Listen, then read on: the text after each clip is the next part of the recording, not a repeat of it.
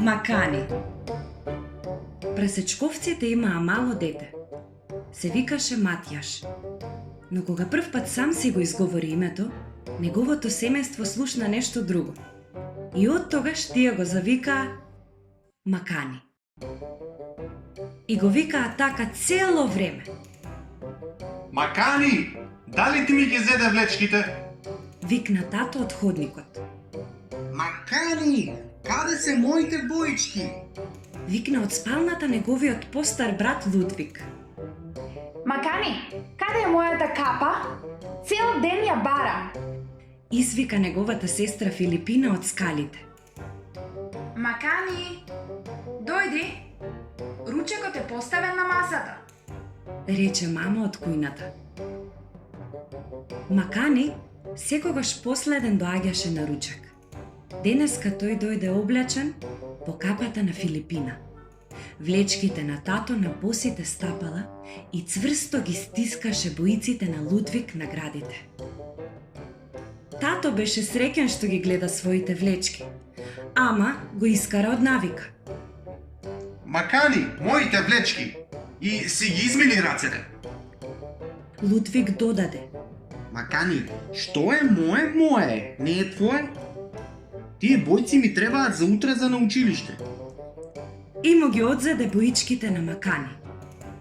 Филипина ја грабна капата од главата на Макани и го турна на столот. Мама само воздивна. Таа тури супа во секоја чинија и прекрасен мирис ја исполни целата соба. Оваа супа е прекрасна. Рече тато веднаш што ми ја проба. И мене ми се допаѓа. Воскликна Лудвиг, чешајќи си го стомакот. И мене исто така, особено со месо. Рече Филипина. Навистина ми е мило. Рече мама. Макани ништо не рече. Парчињата месо беа преголеми за да ги јаде без да ги исече. Погледна кон останатите и очекуваше некој да му помогне. Но никој не го забележа. Макани, гледај си во чинијата додека јадеш. Така побрзо ќе се најадеш. Рече тато. Тој ја дојаде својата супа и стана од масата. Макани, влечко еден. Викна Лудвиг. Тој стана од масата веднаш по тато. Дури и Филипина ја испразни целата чинија. Макани, се да изедеш. Рече таа. Ги тргна празните чинии од масата. Макани, треба да ги измијам чиниите. Рече мама нежно. Те молам побрзај. Макани скришум пикна парче месо под чинијата. Готов ли си, Макани? Праша мама од кујната.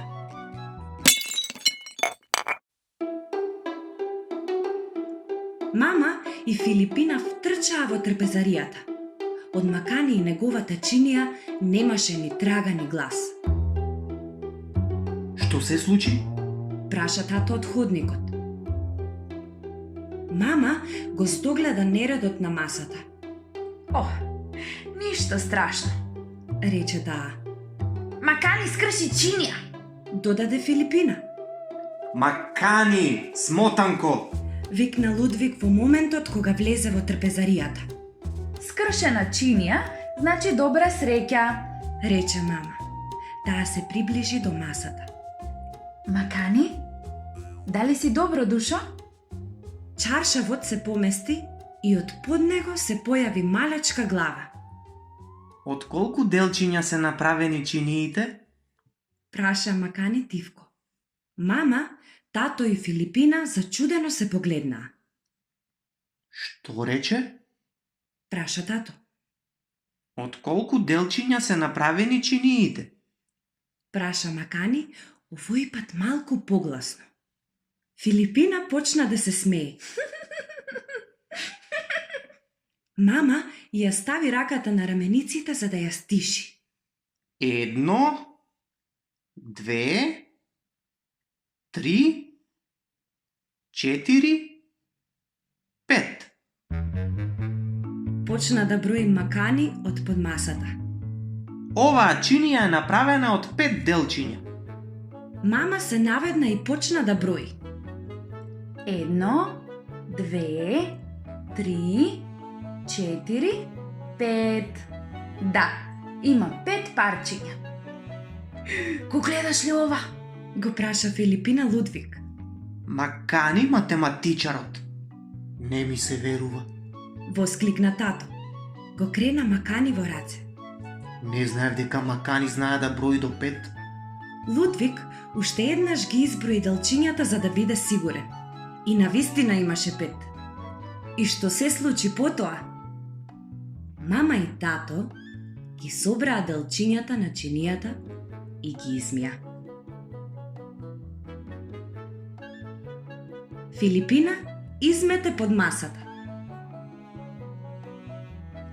Лудвиг ги донесе боичките. Тато донесе специјален лепак.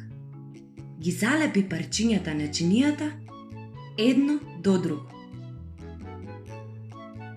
Макани ги испразни џебовите и фрли едно ичвакано парче месо во ѓубрето.